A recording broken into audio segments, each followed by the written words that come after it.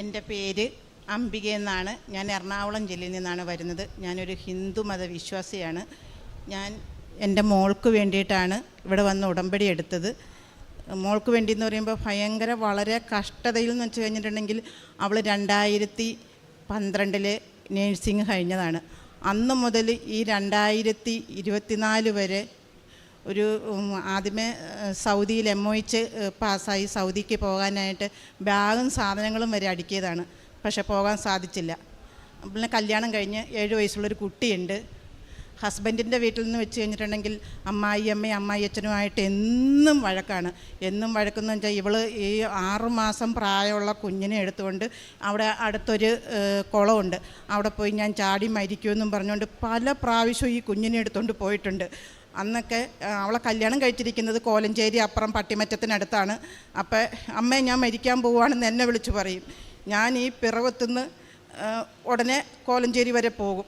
അങ്ങനെ എനിക്കും സമാധാനമില്ല, അവൾക്കും സമാധാനമില്ലാത്തൊരു ജീവിതമായിരുന്നു. വളരെയേറെ കഷ്ടപ്പാടെന്ന് പറഞ്ഞു കഴിഞ്ഞാൽ നമുക്കത് പറഞ്ഞ് മനസ്സിലാക്കാൻ പറ്റാത്ത അത്രയും കഷ്ടതയിലാണ് അവൾ മുന്നോട്ട് പോയിക്കൊണ്ടിരുന്നത്. അവൻ എൻജിനീയറാണ്. അവൻ ആണും പെണ്ണുമായിട്ട് അവിടെ ഒറ്റ മോനേ ഉള്ളൂ. OET എഴുതാൻ തീരുമാനിച്ചപ്പോൾ അവൻ ആദ്യമേ തന്നെ നിബന്ധന വെച്ചു, ഒറ്റ ചാൻസിൽ പാസ്സായിക്കൊള്ളണം, ഇനി രണ്ടാമത് നിന്നെ എഴുതിക്കില്ല, ഞാനാണ് കാശ് മുടക്കുന്നത്. അങ്ങനെ പറഞ്ഞപ്പോൾ ഇവളെന്നോട് പറഞ്ഞ അമ്മ ഈ ആലപ്പുഴയിൽ കൃപാസനം എന്ന് പറഞ്ഞൊരു പള്ളിയുണ്ട്, അമ്മ ആരോടെങ്കിലും ഒന്ന് ചോദിച്ചിട്ട് അതൊന്നും മനസ്സിലാക്കിയിട്ട് എന്നെ എന്തായാലും ഇവിടെ നിന്ന് അനൂപ് വിടില്ല, അപ്പം അമ്മയൊന്ന് പോകാൻ പറഞ്ഞു. അപ്പം എൻ്റെ തൊട്ടടുത്ത വീട്ടിൽ എൻ്റെ അതേ സെയിം പ്രായമുള്ള അവരിവിടെ സ്ഥിരം വരുന്നതാണ്. എന്നോട് പറഞ്ഞ് അംബിക അങ്ങനെ കുഞ്ഞിന്നാണ് മോളെ വിളിക്കുന്നത്, അപ്പോൾ ഇതുവരെ പോകാൻ സാധിച്ചില്ലല്ലോ, ഞാൻ കൂടെ കൊണ്ടുപോകാം, അംബിക ഒന്ന് വരാൻ പറഞ്ഞു. അപ്പോൾ എനിക്ക് ജോലിയുണ്ട്, ഞാൻ കോട്ടയം മെഡിക്കൽ കോളേജിലാണ് വർക്ക് ചെയ്യുന്നത്. അപ്പോൾ എനിക്ക് ലീവ് നോക്കി ഇവിടെ വരാൻ പറ്റുള്ളൂ. അതുപോലെ തന്നെ രാവിലെ 6 മണിക്ക് പോയാലാണ് എനിക്ക് കോട്ടയത്ത് 7:30 കയറാൻ പറ്റുള്ളൂ. അപ്പോൾ ഈ അവധിയുള്ള ദിവസം എനിക്ക് ഇച്ചിരി ഉറക്കത്തിൻ്റെ അസ്കതയുള്ള ആളാണ്, എനിക്ക് എണീക്കാൻ ഭയങ്കര മടിയാണ്. അപ്പോൾ ഇവരെന്നോട് പറയുന്ന സമയം ഭയങ്കര മഴക്കാലം, രാവിലെയാണെങ്കിൽ ഭയങ്കര മഴ. എനിക്ക് അപ്പം ഞാൻ മഴയാണ്, പോകണോ മനസ്സ് പോകണ്ടെന്ന് തന്നെ പറയുക. അപ്പം ഇവരെന്നോട് പറഞ്ഞ് പോയി കഴിഞ്ഞ് കൃപാസനത്തിൽ ചെന്നാൽ നിൻ്റെ കാര്യം നടക്കും എന്ന് പറഞ്ഞു. എന്തായാലും വന്നേക്കാം. ഒരു മനസ്സോടുകൂടിയാണ് ഞാൻ സത്യം പറഞ്ഞ ആദ്യമായിട്ട് ഈ മണ്ണിൽ ചവിട്ടണത്. പക്ഷേ ആദ്യമായിട്ട് ഈ മണ്ണിൽ ചവിട്ടി എനിക്ക് ഈ പുറയിലിരിക്കുന്ന മാതാവിനെ കണ്ടിട്ട് എനിക്ക് ഇവിടുന്ന് പോകാൻ പറ്റണില്ല. ഞാനും വേറെ 2 പേരും, ഞങ്ങൾ 3 പേരാണ് ഒരുമിച്ച് വന്നത്. ഞങ്ങൾ 3 പേരും ചെരുപ്പഴിച്ചാതെ അവിടെ ഒരു സ്ഥലത്ത് തന്നെ വെച്ചു. തിരിച്ച് ഞങ്ങൾ പോകാൻ സമയത്ത് എൻ്റെ മാത്രം ചെരുപ്പില്ല.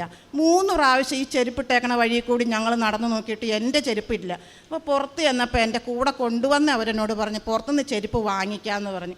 ആ പുറത്തിറങ്ങി നിന്നിട്ട് ഞാൻ പറഞ്ഞ് എനിക്ക് മാതാവിനെ കാണണമെന്നാണ് മനസ്സിൽ, പക്ഷേ എനിക്കിത് ഞാൻ അവരോട് പറഞ്ഞില്ല. അപ്പം ഞാൻ പറഞ്ഞു ഞാൻ ഒന്നും കൂടി പോയിട്ട് വരാം, ഇവിടെ നിൽക്കാൻ പറഞ്ഞ്.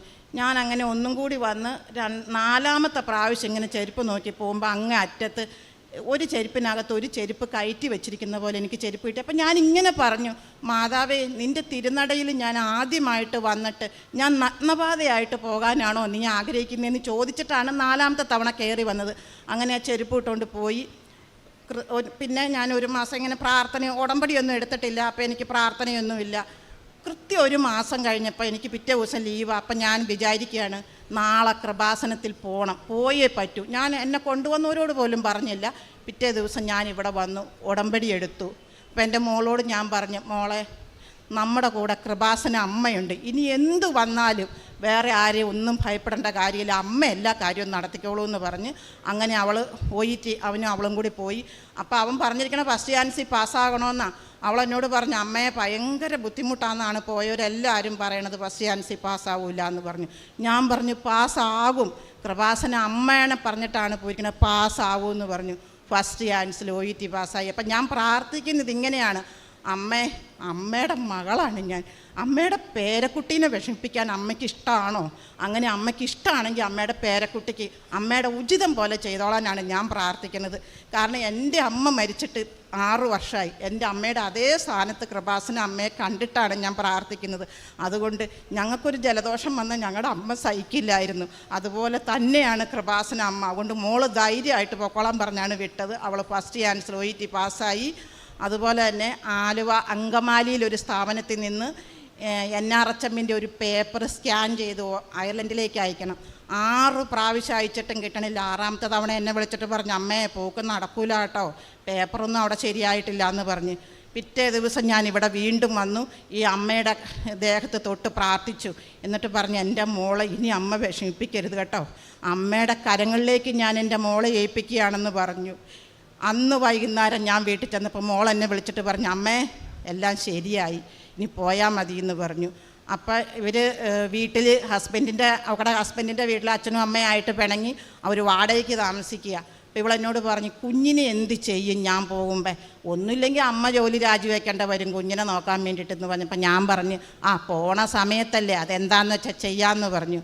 അങ്ങനെ പോകുന്നതിന് 2 മാസം മുന്നേ അതുവരെ അവളുടെ ഹസ്ബൻഡിൻ്റെ അച്ഛനോ അമ്മയോ വിളിക്കുകയോ മിണ്ടുകയോ ചെയ്യാതിരുന്ന അച്ഛൻ ആദ്യമായിട്ട് ഇവർ താമസിക്കുന്നിടത്ത് ചെന്നിട്ട് പറഞ്ഞ്. അപ്പോൾ ഇവർ പോണ കാര്യം, ഇവൾ OET പാസ്സായി എന്ന്, ഇവൾ പുറത്തോട്ട് പോവുകയാണെന്നുള്ള കാര്യം ആരോടും പറഞ്ഞിട്ടില്ല, അച്ഛനും അമ്മയും പോലും അറിഞ്ഞിട്ടില്ല.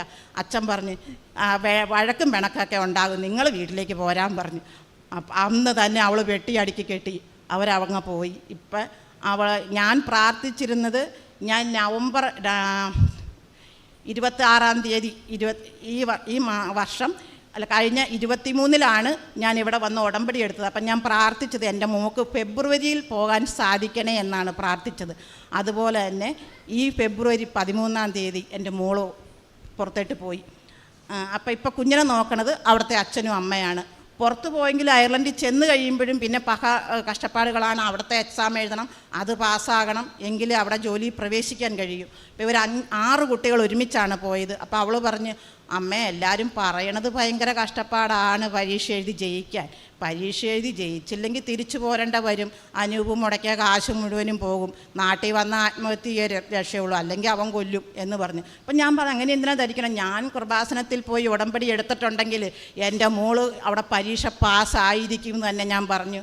അതുപോലെ തന്നെ പരീക്ഷയ്ക്ക് പോണതിൻ്റെ അന്ന് രാവിലെ റോട്ടിൽ കൂടി നടന്നു പോയപ്പോൾ അവൾ എന്നോട് വിളിച്ചു പറഞ്ഞു, അമ്മേ ഒരു പെൺകുട്ടി ആ റോട്ടിൽ നിൽപ്പുണ്ടായിരുന്നു, കൈ കാണിച്ച് അടുത്തേട്ട് വിളിച്ചിട്ട് പറഞ്ഞ്, ഇന്ന് ഈ ക്വസ്റ്റ്യൻ ചോദിക്കും, ഓർന്ന് വെച്ചോന്ന്. ആ കുട്ടി ഏതാണെന്ന് പിന്നീട് ഒരിക്കലും അവർ കണ്ടിട്ടില്ല.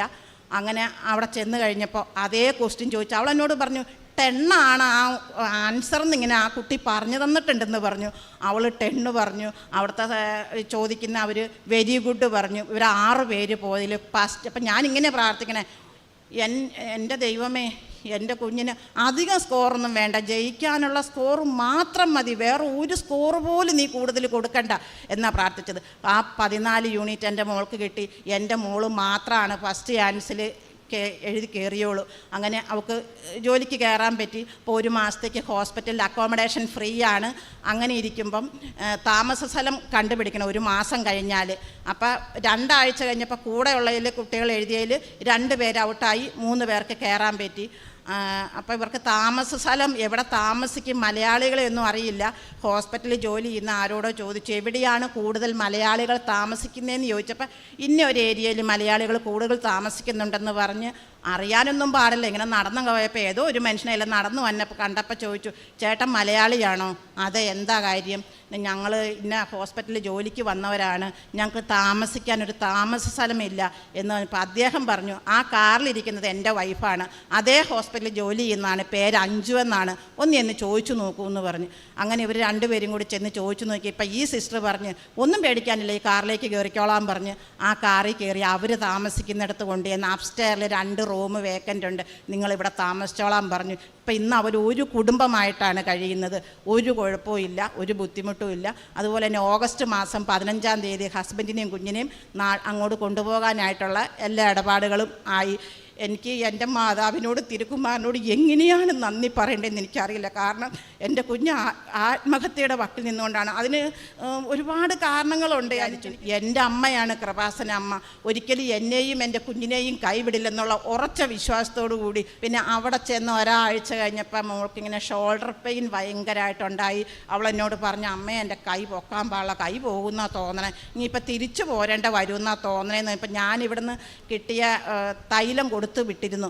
അപ്പോൾ അവളോട് ഞാൻ പറഞ്ഞു, അതൊന്നും കുഴപ്പമില്ല, അമ്മയല്ലേ, അമ്മയുടെ പ്രാർത്ഥനയിലല്ലേ പോയിരിക്കുന്നത്, ആ തൈലം പുരട്ടി തടവി വിശ്വാസ പ്രമാണം ചെല്ലാൻ പറഞ്ഞു. അങ്ങനെ അത് ചൊല്ലി ആ കൈയിൻ്റെ വേദന പൂർണ്ണമായും മാറിക്കിട്ടി. എനിക്കും ഉണ്ടായിരുന്നു ഈ കൈക്ക് വേദന, അതും മാറിക്കിട്ടി. അതുപോലെ തന്നെ ഞങ്ങൾ താമസിക്കുന്നത് വഴിയില്ലാത്തൊരു പ്രദേശമാണ് ഞാൻ താമസിക്കുന്നത്. ആരുടെയെങ്കിലൊക്കെ റബ്ബർ തോട്ടത്തിൽ കൂടെയൊക്കെ ചാടിയോടിയാണ് വീട്ടിൽ പോണത്, വഴിയില്ല. 29 വർഷമായിട്ട് ഞാൻ അവിടെ താമസിക്കുന്നത്. അപ്പോൾ ഈ മിനിഞ്ഞാന്ന് എൻ്റെ മോൾ എന്നെ വിളിച്ചിട്ട് പറഞ്ഞു, അമ്മ എവിടെയെങ്കിലും ഒരു റോഡരികിൽ ഒരു 5 സെൻറ്റ് സ്ഥലത്തിനുള്ള ഇത് നോക്കിക്കോ, ഞാൻ പൈസ അയച്ചു തരാമെന്ന് പറഞ്ഞു. ഞാൻ എൻ്റെ ജീവിതത്തിൽ ഒരിക്കലും പ്രതീക്ഷിച്ചിരുന്ന ഒരു വാക്കല്ല അത്. ആ വാക്ക് എൻ്റെ മോളെ കൊണ്ട് പറയിപ്പിച്ചത് പരിശുദ്ധ അമ്മ തന്നെയാണെന്ന് വിശ്വസിക്കുന്ന ഒരു വ്യക്തിയാണ് ഞാൻ. എൻ്റെ അമ്മയ്ക്ക് എങ്ങനെ നന്ദി പറയണമെന്ന് എനിക്കറിയില്ല. പിന്നെ ഞാൻ ഈ ഉടമ്പടി എടുത്തതിന് ശേഷം എല്ലാ മാസവും ഇവിടെ വരാറുണ്ട്. ഇതിപ്പോൾ 7ാമത്തെ തവണയാണ് വന്നിരിക്കുന്നത്. എല്ലാ പ്രാവശ്യവും ഞാൻ പേപ്പർ വാങ്ങിക്കും, മെഡിക്കൽ കോളേജിൽ ചെല്ലും. ഞാൻ പേവാർഡിലാണ് ഡ്യൂട്ടി ചെയ്യുന്നത്. ഓരോ റൂമിലും കയറും, പേഷ്യൻസിനെ കാണും, അവരോട് കൃപാസനത്തെക്കുറിച്ച് സംസാരിക്കും, എൻ്റെ മോള് പോകാനുണ്ടായ ഇടയെക്കുറിച്ച് സംസാരിക്കും. അതുകൊണ്ട് നിങ്ങൾ പ്രാർത്ഥിക്കണം, കൃപാസന അമ്മ കൈവിടില്ല എന്ന് പറയും. ഞാൻ അവിടെ ചെന്നിട്ട് ചങ്ങനാശ്ശേരിയിലുള്ള ഒരു പയ്യനെ പരിചയപ്പെട്ടായിരുന്നു. 27 വയസ്സായൊരു പേഷ്യൻ്റാണ്. അവൻ ആക്സിഡൻറ്റിൽ ലോറിയും ബൈക്കും കൂടെ കൂട്ടിയിടിച്ചിട്ട് അവൻ്റെ ബൈക്ക് പൂർണ്ണമായിട്ടും കത്തി നശിച്ചു പോയി. അവൻ മരിച്ചുപോയി എന്ന് കരുതിയതാണ്. അവനെ പിറ്റേ ദിവസമാണ് റോഡരികളിൽ നിന്നും ഒരു തോട്ടത്തിൽ നിന്നാണ് കിട്ടിയത്. അവൻ്റെ 2 കൈയും 2 കാലും ഒടിഞ്ഞ് തലയിലൊക്കെ പൊട്ടലുണ്ടായിരുന്നു. അവന് ഭയങ്കര വിഷമമായിരുന്നു. ഞാൻ റൂമിൽ ചെന്ന് പറയും, ഇല്ല ജിതിനെ, നീ ഞാൻ പരിശുദ്ധ അമ്മയുടെ അടുത്ത് പോണ ആളാണ്, നിനക്ക് വേണ്ടി ഞാൻ പ്രാർത്ഥിക്കാം എന്ന് പറഞ്ഞു. അവർക്ക് പോലും പ്രതീക്ഷയില്ലായിരുന്നു. അവരും ഇവിടെ വന്ന് ഉടമ്പടി എടുത്തു. ഇപ്പോൾ ആ പയ്യൻ നടന്നു തുടങ്ങി. എല്ലാ കാരണങ്ങൾക്കും പരിശുദ്ധ അമ്മയാണെന്ന് ഞാൻ ഇന്നും വിശ്വസിക്കുന്നു. എൻ്റെ പരിശുദ്ധ അമ്മയ്ക്കും തിരുക്കുമാരനും കോടാനുകോടി നന്ദി.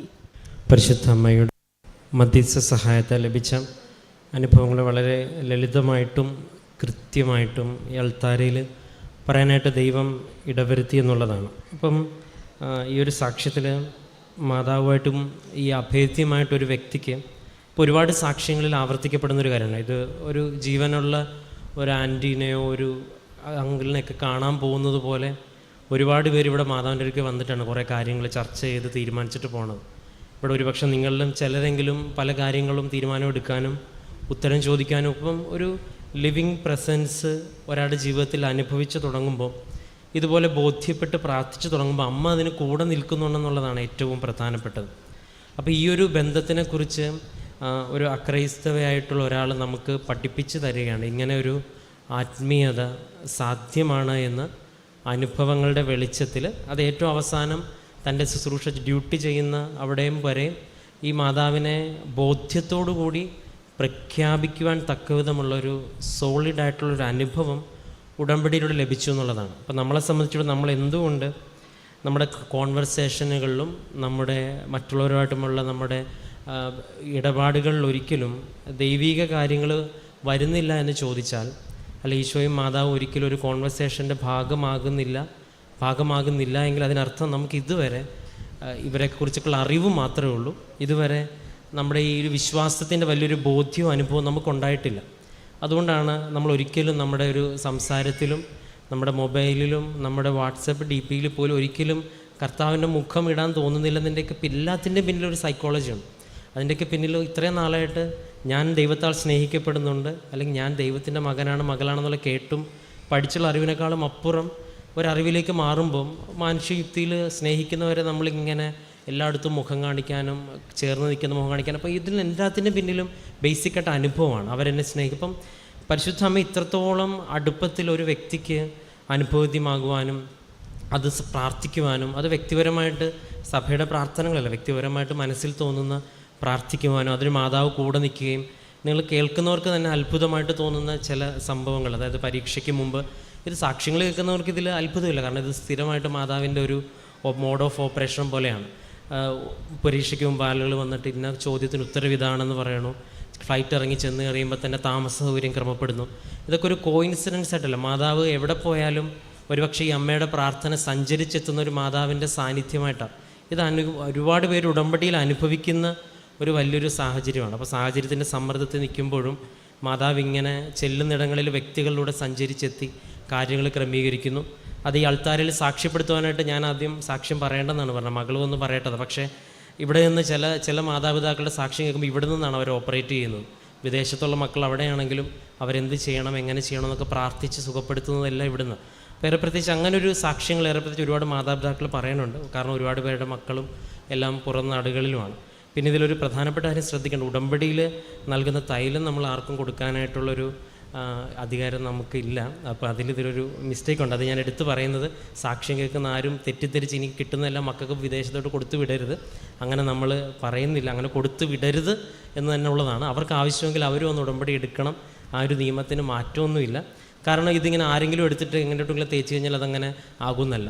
ഉടമ്പടി എടുത്ത വ്യക്തി കർത്താവിന് വേണ്ടി ചെയ്യുന്നതാണ്. ഇപ്പോൾ ക്രിസ്ത്യാനികൾ കുമ്പസാരിച്ചൊരുങ്ങുന്ന അല്ലെങ്കിൽ ഒരുപാട് പ്രാർത്ഥിക്കുന്നവരല്ല. അല്ലാതെ ആരെങ്കിലുമൊക്കെ എടുത്തിട്ട് തേച്ച് കഴിഞ്ഞാൽ ഇതിലൊന്നും സംഭവിക്കാൻ പാടില്ല. ചിലപ്പോൾ സംഭവിക്കരുത്, ദൈവത്തിൻ്റെ കാരുണ്യമാണ്. പക്ഷേ ഇതൊരിക്കലും കൈമാറരുത് എന്നുള്ളത് തന്നെയാണ്. ചിലപ്പോൾ സാക്ഷികൾ കേൾക്കുമ്പോൾ ഇനി ഒരുപാട് പേര് വിദേശത്തേക്ക് ഇങ്ങനെ പോകുന്ന സമയം കൂടും. അപ്പോൾ എല്ലാവരും കൂടി എടുത്ത് അങ്ങനെ കൊടുത്തു വിടരുത്.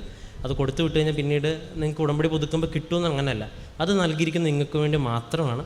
ഒരല്പം എങ്കിലും എന്തെങ്കിലും അത്യാവശ്യം ഉണ്ടാകുമ്പോൾ കൊടുത്തുവിടുന്നല്ലാതെ ഒരിക്കലും പൂർണ്ണമായിട്ട് അങ്ങനെ ഒരു സാധ്യത ഇതിനകത്തില്ല എന്ന് ഈ സാക്ഷ്യം സ്നേഹത്തോടെ കേൾക്കുമ്പോൾ തന്നെ ഇതൊരു കാര്യം കൂടി പറയുകയാണ്.